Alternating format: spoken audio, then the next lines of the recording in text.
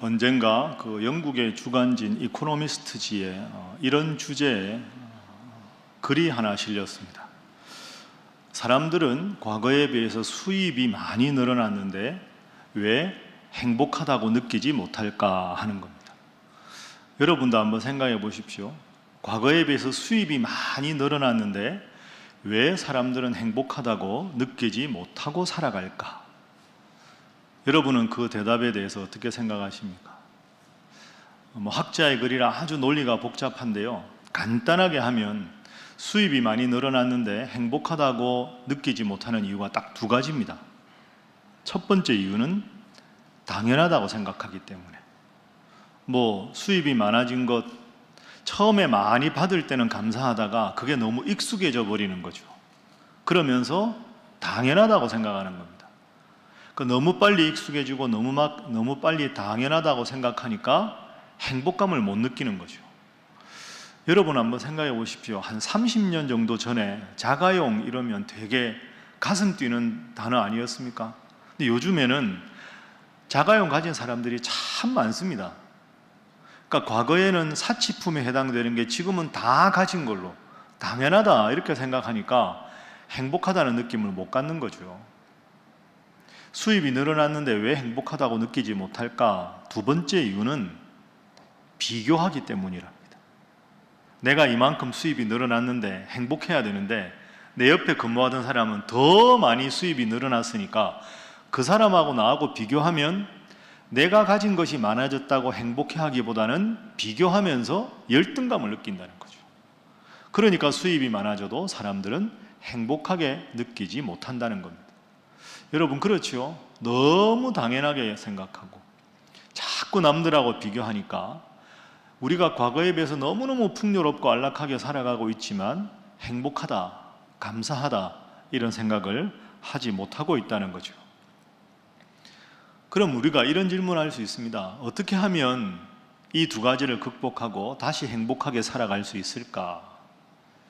그 글은 여기에 대한 해답을 주지 못합니다. 당연하죠. 그 해답을 어떻게 주겠습니까? 분석은 할 수 있지만 해답은 줄 수 없습니다. 인생의 문제에 대한 궁극적인 해답은 성경만이 줄 수가 있기 때문이죠. 그 해답이 바로 성경이고 그 해답이 바로 오늘의 본문 말씀입니다. 그럼 우리가 어떻게 하면 행복하게 살 수 있을까? 이 질문으로 오늘 본문 말씀을 한번 살펴보도록 하겠습니다. 오늘 우리가 함께 읽은 본문은 신명기입니다. 신명기. 모세오경이라고 하면 창세기, 출애굽기, 레위기, 민수기, 마지막 책이 신명기입니다. 우리가 복습을 해보면 이스라엘 백성들이 애굽에서 430년 동안 노예 생활을 합니다. 430년 동안 극심한 아픔에 고통에 시달리니 하나님 저희들을 좀 구해 주십시오. 하나님께서 출애굽을 시켜주십니다.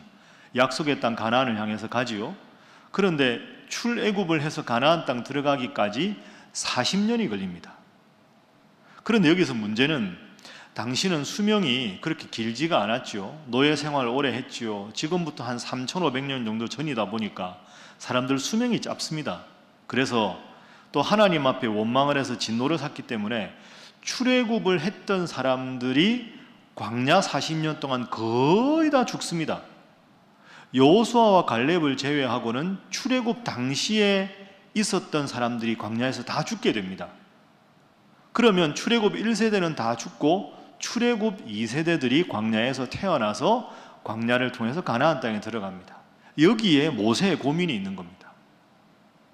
이 광야 시대에 살아 태어났던 이 출애굽 2세대들은 그들의 아버지 어머니가 얼마나 끔찍하게 노예 생활을 했는지를 모릅니다.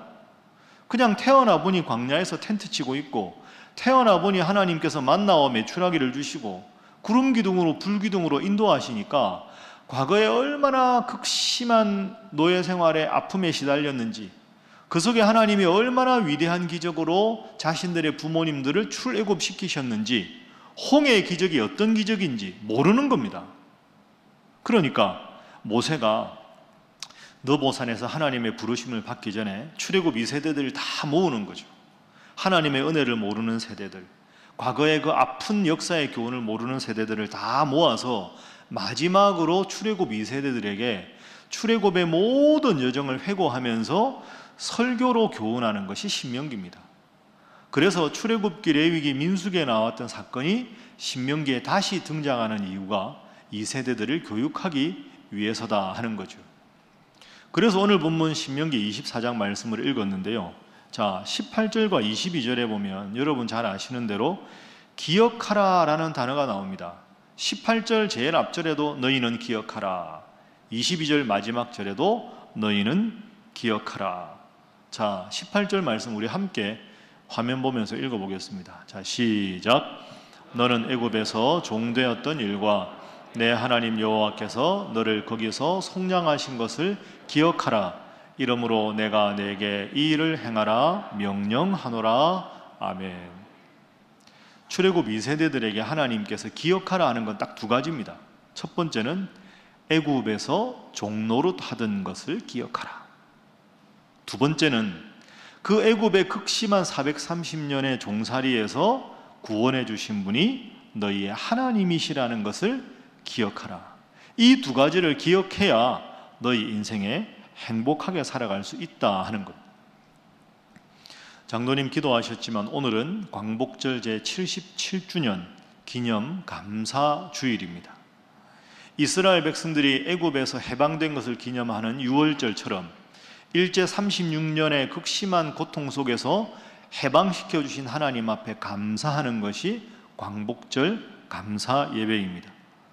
그럼 오늘 우리가 이 예배를 드리면서 하나님 앞에 꼭 기억해야 될 것이 무엇인가 하는 것을 두 가지로 살펴보도록 하겠습니다. 자, 광복절 기념 예배를 드리면서 첫 번째로 우리가 기억해야 할 것은 하나님의 은혜입니다. 한번 따라해 보시죠. 하나님의 은혜. 하나님의 은혜. 그렇습니다. 우리가 오늘 출애굽 2세대처럼 평생에 기억해야 할 것이 하나님의 은혜입니다. 성경에 보면 이스라엘 백성들이 말씀드린 대로 430년 동안 노예 생활을 합니다. 여러분, 말이 430년이지 얼마나 그게 긴 세월입니까? 야, 눈 떠서 눈 감을 때까지 하루도 쉬지 못하고 자유가 속박된 상태에서 오직 노동만 하다가 죽어야 되는 가련한 그리고 불쌍한 운명이 이스라엘 백성들의 430년 노예 생활이었습니다. 하나님께서 기적으로 이들을 출애굽시켜 주셨습니다. 10가지 재앙을 통해서, 홍해를 통해서 만나와 메추라기로, 구름 기둥과 불 기둥으로 이스라엘 백성들을 구원해 주셨습니다. 이것을 기억하라. 내가 너희를 출애굽시켰다. 내가 너희를 지켰고 보호했다. 지금도 내가 너희와 함께한다. 이것을 기억하며 살아가는 것이 너희의 행복의 가장 중요한 비결이다. 이렇게 하나님은 말씀을 하십니다. 이걸 결코 잊지 않아야 행복한 삶을 살아갈 수 있다 하는 거죠. 그런데 여러분, 이스라엘 백성들은 어떻습니까? 수시로 잊어버립니다. 물 안 나온다고 불평하고, 배고프다고 불평하고, 고기 없다고 불평하고, 항상 불평하고 원망합니다. 그러다가 하나님을 떠납니다. 하나님은 그때마다 진노하십니다. 그러면 다시 아차, 우리가 잘못했구나 하고 돌아와서 하나님 앞에 용서를 구하고 있습니다. 그러니 하나님께서 내가 너희를 구원했다는 걸 기억하라 하는 것은 내가 이만큼 해줬으니까 너희가 나를 기억하는 것이 마땅하지 않겠느냐, 이런 뜻이 아닙니다. 하나님은 그런 속 좁은 하나님이 아니지요.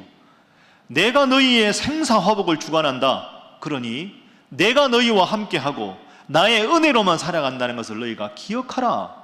그 은혜를 기억하는 것이 너희의 행복을 위한 것이다. 이것이 본문의 교훈입니다. 여러분은 이 점을 어떻게 생각하십니까? 그 옛날 이 신명기의 이야기를 듣던 출애굽 2세대들만 이것이 해당되는 것이 아니지 않습니까? 여러분의 인생을 한번 가만히 돌아보십시오. 하나님의 은혜 아닌 것이 무엇이 있습니까? 내가 오늘 이렇게 하나님 앞에 예배를 드릴 수 있다는 것 자체가 하나님의 은혜 아닙니까? 하나님의 은혜가 아니면 이것을 어떻게 설명할 수가 있겠습니까? 그런데 우리는 너무 익숙해서 너무 자주 듣다 보니까 내가 나 된 것은 하나님의 은혜다 하는 것을 자꾸 잊어버리고 살아가고 있습니다. 설교 첫 부분에서 여러분에게 말씀드린 것처럼 편안한 것에 너무 익숙해져서 내가 가진 것이 얼마나 많은지는 잊어버리고 남들과 비교하면서 상대적으로 열등감에 빠져서 불평하고 원망하고 그렇게 살아가는 우리의 모습은 아닙니까? 여러분, 어떤 게 행복한 삶일까요? 오늘 본문은 분명히 말합니다. 다른 사람 그 생각하지 말고 비교하지 말고 하나님 앞에서 내가 지금 얼마나 귀한 존재인가. 하나님은 이 세상 많은 사람들 중에서 나를 구원하셨다. 내가 힘들 때 하나님 앞에 기도할 수 있고, 내가 어찌 갈 바를 모르고 방황할 때 말씀 읽으면 내 인생의 지침을 하나님께서 말씀을 통해 주신다. 이 모든 것이 하나님의 은혜다. 항상 주위 환경과 다른 사람의 관계가 아니라 하나님과 나의 관계에 집중해서 내가 나 된 것은 곧 오직 하나님의 은혜다. 이 고백으로 평생 살아가는 우리 사랑하는 신일의 모든 성도들이 될 수 있기를 주님 이름으로 축복합니다. 자, 우리 옆에 분들과 인사 한번 하겠습니다. 모든 것이 하나님의 은혜입니다. 자, 한 번 더 할까요? 평생 기억하시기 바랍니다 하겠습니다. 그러니까 하나님께서 명령하신 첫 번째는 하나님의 은혜를 기억하라. 두 번째는 바로 이것입니다. 약자를 배려하고 돌보는 삶을 살아라. 그것이 행복한 삶이다 하는 거죠. 오늘 본문에 출애굽 2세대들에게 하나님께서 말씀하실 때 가난하고 소외되고 힘든 사람들을 도와라 명령을 하셨습니다. 도울 수 있으면 돕든지 알아서 하라 이게 아닙니다. 도우았으면 좋겠다 권고도 아닙니다. 오늘 본문을 보십시오. 분명히 명령입니다. 객과 고아와 과부를 도와라 하나님께서 분명히 명령을 하셨습니다. 그 명령을 아주 구체적으로 일러주셨습니다. 자, 힘들고 어려운 사람들을 어떻게 도와야 하는가 한 절씩 살펴볼까요? 자, 19절 한번 화면 보십시오. 내가 밭에서 곡식을 벨 때 그 한 뭇이라는 것은 한 묶음이죠. 볕단 묶음. 곡식을 벨 때 그 한 묶음을 밭에 잊어버렸거든 다시 가서 가져오지 말고 나그네와 고아와 과부를 위하여 남겨두라. 그래야 되는 것이다. 20절 보십시오. 내가 내 감람나무를 수확 떤 후에 그 가지를 다시 살펴서 감람나무 감람류가 아직 남은 게 있는가 감람 그거 보지 말고 그냥 한번 털고 나서 다 남은 건 두어라. 그래야 객과 고아와 과부가 먹을 것이 있지 않겠느냐. 21절 말씀 보십시오. 내가 내 포도원에 포도를 수확할 때는 그 남은 포도 다 따지 말고 한번 포도 싹 수확한 다음에 그냥 포도송이 달려있거든 남겨두어라. 그래야 객과 고아와 과부들이 와서 먹을 게 있지 않겠느냐 이렇게 말씀을 하셨습니다. 여러분, 객과 고아와 과부, 객이 나그네 아닙니까? 나그네와 고아와 과부는 구약 성경에서 제일 힘들게 사는 사람, 어렵게 사는 사람, 누군가가 도와주지 않으면 스스로 살아갈 수 없는 사람들을 뜻하는 가장 대표적인 표현입니다. 나그네, 부모가 없는 고아, 남편이 없는 과부. 그러니까 이 세 계층만 도우라는 게 아니라 나보다 힘든 형편에 있는 사람들을 적극적으로 도우면서 살아가라 하는 거죠. 여러분, 이것이 하나님의 배려입니다. 나그네나 고아나 과부는 자기 힘으로 살아갈 능력이 없습니다. 자기 소유로 된 농토도 한 뼘 없고요. 자기 소유로 된 과수원도 없습니다. 밭이 있어야 수확을 할 텐데 논밭이 없고 과수원이라도 있어야 작은 과수원이라도 있어야 과일이라도 따먹을 텐데 그것도 없는 사람들이 이 사람들입니다. 그러니까 그런 이웃 사람들을 잘 섬겨라 명령하셨습니다. 잘 섬기면 하나님께서 약속을 하신 게 있습니다. 자, 19절 후반절 한번 보십시오. 19절 후반절 화면 보시면 그리하면 내 하나님 여호와께서 내 손으로 하는 모든 일에 복을 내리시리라. 아멘. 그러니까 하나님은 이들을 도우라고 명령하신 이유가 뭡니까? 돕기만 하면 더 큰 복을 주겠다. 우리가 행복하게 살아가기 위해서 그들을 도우라는 거지 그들에게 자선하는 마음으로 적은 것 나누어 주라는 뜻이 아닙니다. 여러분, 우리는 행복하게 살기를 바라지 않습니까? 하나님의 은혜를 기억하고 살고 주위 사람들, 나보다 힘든 사람들을 적극적으로 돕는 것 그것이 행복의 비결이다. 그렇게 살아가라. 이렇게 명령하신 거죠. 여러분, 여기에 매우 중요한 의미가 하나 숨어 있습니다. 자, 이들 가난한 사람들은 이 밭의 주인이, 과수원 주인이 감람나무에서 감람을 따거나 아니면 밭에서 곡식을 수확하거나 포도원 주인이 포도를 수확할 때 이 사람들은 그 옆에 있었던 사람들이 아닙니다. 이웃 사람들이 아니잖아요. 그러니까 이 사람들이 수확을 다 한 다음에 그냥 가면 이 주인이, 이 밭의 주인이 누군지, 이 과수원의 주인지도 모르는 사람들, 고아나 과부나 나그네가 와서 그 남은 포도를 수확하고 감람을 수확하고 곡식을 떨어서 그 가서 먹는 겁니다. 이 사람들은 이 과수원의 주인이 있다는 건 알지만, 이 밭의 주인이 있다는 건 알지만 그 밭의 주인이 누군지, 과수원의 주인이 누군지는 모릅니다. 모르는 주인의 은혜를 통해서 보이는 내가 살아가게 되는 거죠. 이게 무슨 뜻일까요, 여러분? 매우 중요한 성경의 뜻이 있습니다. 보이는 세계를 주관하시는 분이 보이지 않는 하나님이시라는 거죠. 나그네나 고아나 과부가 그 포도송이 남은 걸 따면서 이 주인이 참 감사하다. 내가 이 주인이 누군지 모르지만 이 주인의 은혜 때문에 내가 사는구나. 보이지 않는 주인의 은혜에 감사하면서 이들이 살아가는데, 너희들이 바로 그렇게 살아야 한다.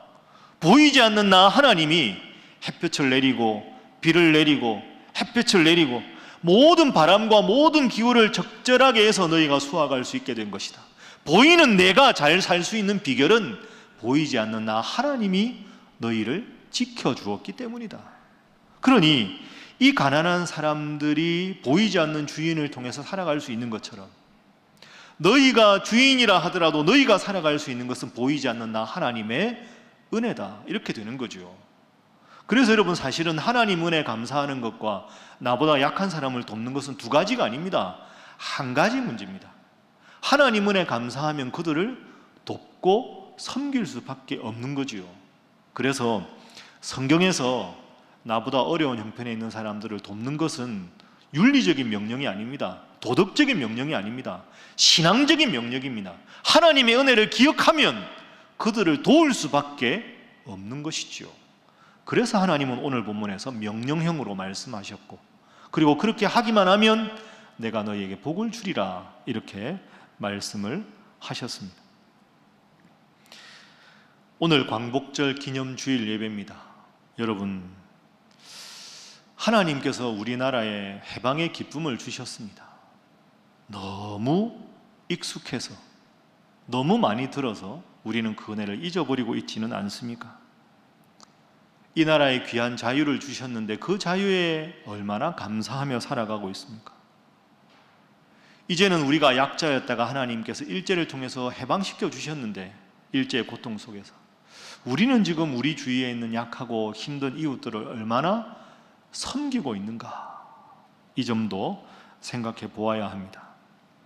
이만큼 살게 된 것도 하나님 은혜고, 이만큼 누리게 된 것도 하나님 은혜인데, 그 은혜에 감사하지 못하고 많이 누리면서도 적다고 불평하고 끊임없이 남들과 비교하면서 불평하며 살아가는 것이 오늘 우리의 모습은 아닌가, 깊이 생각해 볼 문제입니다.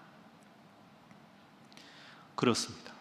우리는 어느새 감사를 잃어버리고 살아갑니다. 사랑을 잃어버리고 살아갑니다. 다 우리의 잘못이고 우리의 교만입니다. 여러분, 제가 광복절과 연관된 영화를 두 편만 소개하겠습니다. 저도 설교 준비를 위해서 이 영화를 잠깐 봤는데요, 참 좋은 영화입니다. 여러분, 혹시 다음에 시간 나면 한번 보시지요. 첫 번째로 소개하고 싶은 영화는 한거 유관순 이야기입니다. 유관순 열사 여러분 다 아시지 않습니까? 1945년 8월 10일 광복을 이야기할 때 사실은 이 광복의 물꼬는 1919년 3월 1일 3.1운동부터 시작이 된 거죠. 그리고 3.1운동 하면 유관순 열사가 제일 먼저 우리는 생각합니다. 3.1운동 100주년이 되던 해 2019년에 그 유관순 이야기로 개봉한 영화가 한거 유관순 이야기입니다. 저 영화를 보면 유관순은 참 어린 나이죠. 17살에 고향에서 만세 운동을 주도합니다. 그러다가 서대문 형무소 8호실에 1년간 감금이 되지요.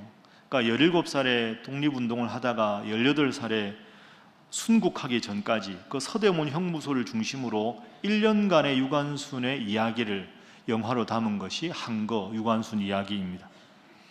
근데 그 영화의 대사 중에서 자유에 대해서, 자유라는 주제에 대해서 유관순이 이렇게 말합니다. 자유가 뭐냐?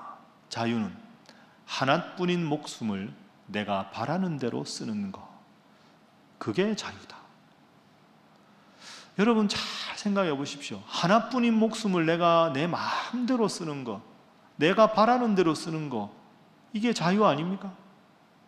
그런데 그 자유를 애굽에서 430년 동안 이스라엘 백성들은 박탈을 당했습니다.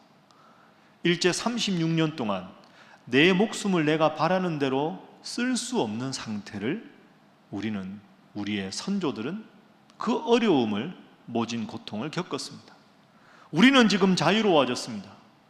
내가 내 발로 걸어서 예배당에 와서 예배 드릴 수 있고, 마음껏 성경 읽을 수 있고, 마음껏 대화할 수 있고, 가고 싶은 곳 어디든지 갈 수 있고, 여러분은 이런 기본적인 자유에 대해서 얼마나 감사하고 살아갑니까?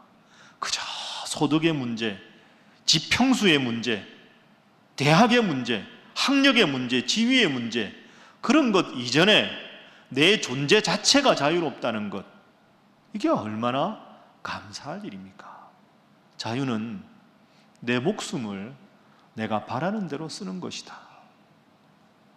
참 생각해 보면 우리가 너무 감사를 잊고 살아가고 있다, 이런 생각을 하게 됩니다. 두 번째로 여러분들에게 소개할 영화는 말모이라는 영화입니다. 말모이가 뭘까요? 이 말모이라는 영화도 2019년에 제작이 됐는데, 이 한거 유관순 이야기보다 좀 이른 2019년 1월에 개봉이 되었습니다. 말모이는 1910년대 주시경 선생, 여러분 들어보셨을 텐데, 주시경 선생을 비롯한 언어학자들이 모여가지고 우리말 사전을 만들자, 그래서 최초로 우리말 사전이 말모이입니다. 우리말 최초의 사전인 말모이. 이 영화를 보면 1940년대 일제가 우리 말을 못 쓰게 하고, 우리 글을 못 쓰게 하고, 창씨 개명을 통해서 일본식 이름 다 바꾸고 우리 말을 전혀 못 쓰게 할 때, 끝까지 우리 말과 글을 지키기 위한 조선어학회 선생들의 그 눈물 어린 분투의 이야기가 말모이라는 영화에 담겨 있습니다. 우리 말이 얼마나 아름답고 좋은 말입니까? 우리 글이 얼마나 표현하기 좋은 위대한 글입니까? 그런데 여러분 가만히 보십시오. 우리는 우리말을 얼마나 사랑하고 있습니까? 우리말을 사용하는 것에 얼마나 감사하고 있습니까? 좀 뭔가 지식인이라고 하면 자기 말에 막 영어를 섞어 써야 꽤 교양이 있는 것처럼, 이 세태가 잘못된 거 아닙니까? 여러분 청소년이나 청년들 이야기 들어보십시오. 욕설이 없으면 말이 안 됩니다. 얼마나 많은 비속어, 얼마나 많은 가슴 아프고 부정적인 표현들이 많습니까? 정말 아름다운 우리말과 우리 글이 점점 사라져가고 있는 것이 안타깝습니다. 저 영화를 보시면 이 말모이 영화 마지막 끝나고 자막으로 올라가면서 자막에 이런 글귀가 있습니다. 제가 그대로 한번 읽어드리겠습니다. 한국어는 현존하는 3,000개 언어 중 고유의 사전을 가지고 있는 단 20여 개의 언어 중 하나이며, 한국은 제2차 세계대전 후 독립한 식민지 국가들 중 거의 유일하게 자국의 언어를 온전히 회복한 나라이다. 그렇죠. 그럼 우리가 우리 말을 쓰고 우리 글을 쓴다는 게 얼마나 감사한 일입니까? 내 목숨을 내가 바라는 대로 쓸 수 있고, 내가 하고 싶은 말 마음대로 할 수 있고, 내가 생각하는 거 마음껏 글로 쓸 수 있다. 얼마나 감사한 일인데, 우리는 이런 가장 중요한 것에 대한 감사를 잃어버리고 살아가고 있지는 않는가? 팡세라는 수필집을 쓴 프랑스의 철학자 파스칼이 있습니다. 여러분 파스칼 다 들어보셨을 텐데, 파스칼이 독실한 신앙인이었거든요. 파스칼이 팡세에서 이런 말을 합니다. 여러분 잘 한번 새겨보십시오. 사람이 하나님을 알면서도 자신의 비참함을 모르면 교만해진다. 자신의 비참함을 알면서 하나님을 모르면 절망하게 된다. 참 멋진 말이죠. 근데 비참함을 부족함으로 좀 부드러운 말로 바꾸어 보겠습니다. 자, 화면 보시죠. 사람이 하나님을 아는데 자기가 부족하다는 걸 모르면 교만해집니다. 그런데 자기가 부족하다는 걸 알면서 하나님을 모르면 절망하게 됩니다. 그럼 우리가 어떻게 살아야 할까요? 하나님을 알면서 나 스스로의 부족함을 알고 일상의 작은 것 하나하나에 감사할 수 있으면 우리는 행복한 삶을 살아갈 수가 있는 것이지요. 말씀을 정리하겠습니다. 여러분, 그렇습니다. 하나님은 우리나라에 은혜를 베풀어 주셔서 일제 36년의 고통에서 해방시켜 주셨습니다. 그래서 오늘 우리는 두 가지를 기억해야 합니다. 이 나라가 해방된 것은, 그리고 우리가 이렇게 자유를 누리게 된 것은 그 무엇보다 하나님의 은혜인 줄로 믿습니다. 이것을 기억해야 합니다. 두 번째로 기억해야 할 것은 우리도 주권을 빼앗기고 자유를 박탈당하고 우리 말과 글을 쓰지 못하던 약자였다는 것을 기억해야 합니다.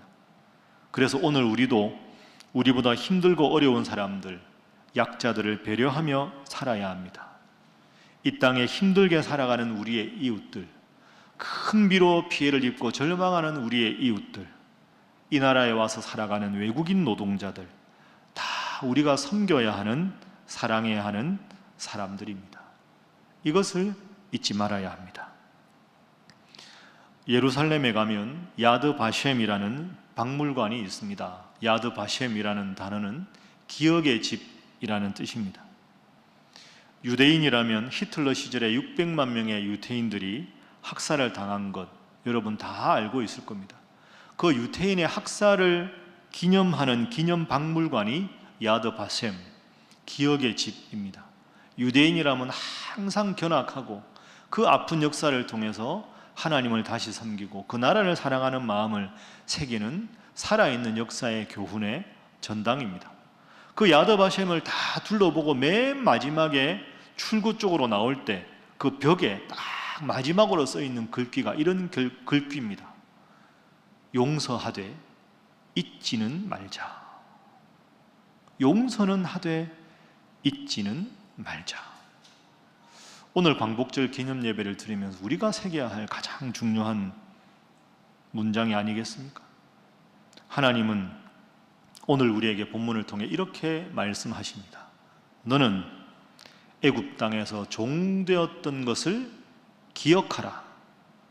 이러므로 내가 내게 이 일을 행하라 명령하노라. 오늘 저와 여러분을 향한 하나님의 명령입니다.